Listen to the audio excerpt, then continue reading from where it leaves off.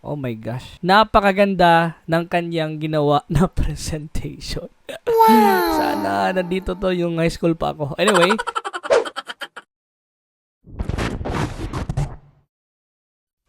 hello mga boss, another day, another tutorial. So ngayon gagawa tayo ngayon ng PowerPoint presentation using ChatGPT and then Canva.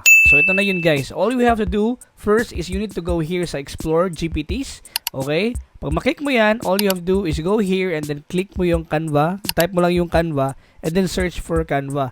In this case, since nandito na yung Canva sa akin, all I have to do is click here para mag-start na siya ng prompt. So, gagawa ka ngayon ng prompt. So, ngayon dito, ang gagawin ko lang dito is, let's say for example, gagawa ako ng isang PowerPoint presentation na wala pa akong content, pero may reporting ako or parang may activity ako sa school or may gusto mo lang talaga gagawa ng presentation. All you have to do right now, guys, is that you're going to create your prompt first dito sa ChatGPT. So, in this case, ito yung gagamitin ko. Make me okay, zoom in ko lang siya. Okay, make me a PowerPoint presentation about the history of is use the font, okay, Bebas, kasi ito yung gustuhan ko, Bebas. Use dark theme, and then also ito, lagay mo ito, also create a content.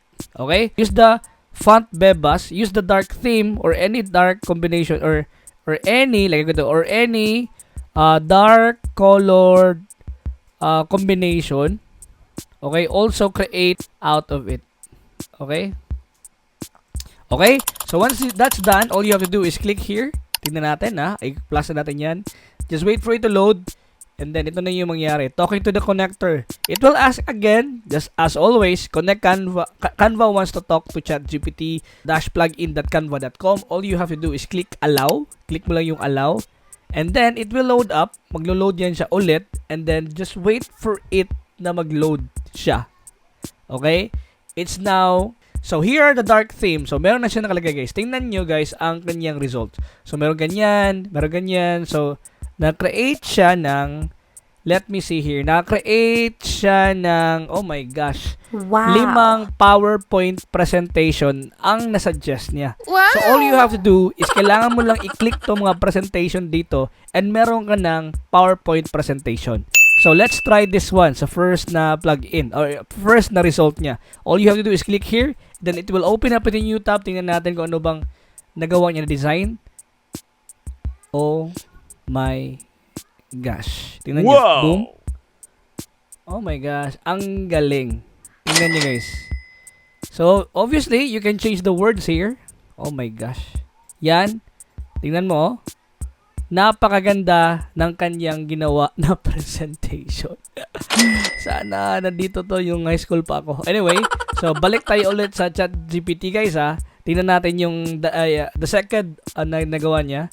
Tingnan natin, Okay. So, yan. 1, 2. Oh my gosh.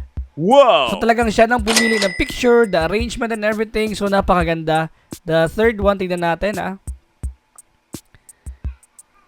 Tingnan mo. Oh my gosh. Yan. So, basically, kailangan mo lang i-change yung content na dito. Yan. Mga forehand, backhand, serve, volley. Napakadali na lang talaga, guys. Tingnan natin itong last one, before we cut the video. Tingnan natin. Oh my gosh. Talagang ikaw na talaga bahala.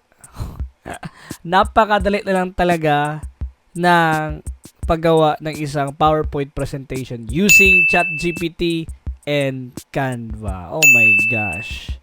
Woo! Ang galing. That's it for this video, guys. Hopefully meron kayo natutunan dito. Have a great one. Thank you for watching this video. See you sa mga next video natin. God bless. Let's go!